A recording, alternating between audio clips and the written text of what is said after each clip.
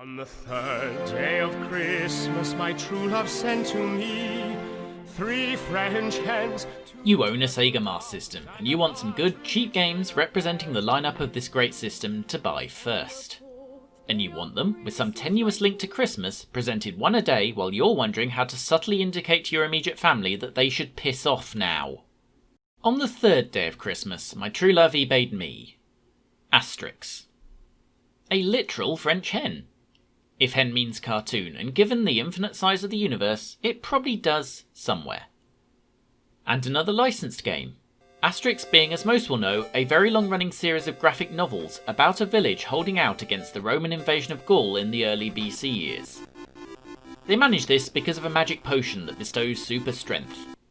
Asterix and his best friend Obelix, who fell into the potion as a baby and thus has it as a permanent effect, are the main protagonists.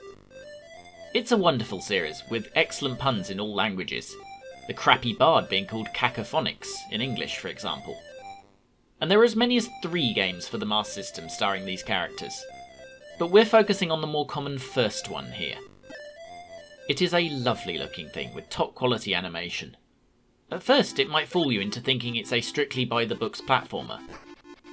You're Asterix, and you run along, doing some jumping, and punching any Romans and or critters that are stupid enough to raise their heads above the ground.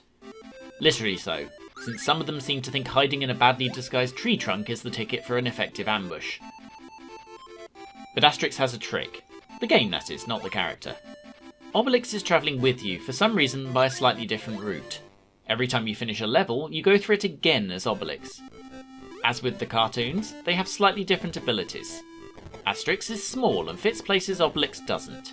He can also destroy blocks by throwing vials of the apparently explosive potion at them. Obelix can always break blocks, giving him easier access to Mario-style pipes, but of course there are places he can't fit. The 2-player mode is clever. You take turns being each of the characters, making for a neat low-effort co-op experience. It's not a long game either, which is no bad thing. It's set over 8 worlds, but even the longest is only 3 stages. This is one you'll be able to complete on original hardware without recourse to the save states the emulator user will miss badly. Why this game specifically? Well, other than being good, it's a lovely technical demonstration of the kind of visuals the Master System was particularly good at. It's also a genuine exclusive. The second game is also on Game Gear, and the last one on Game Gear and Mega Drive. It's a good one to own, because you're not playing it anywhere else. Alternatives? Well, they're not cheap, but as mentioned there is of course the 2 sequels. But if you want licensed platformers, can I recommend a couple of Disney ones?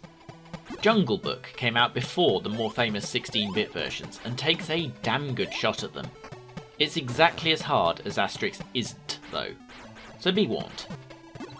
And The Lion King makes the fact the Amiga version required an A1200 look absolutely absurd.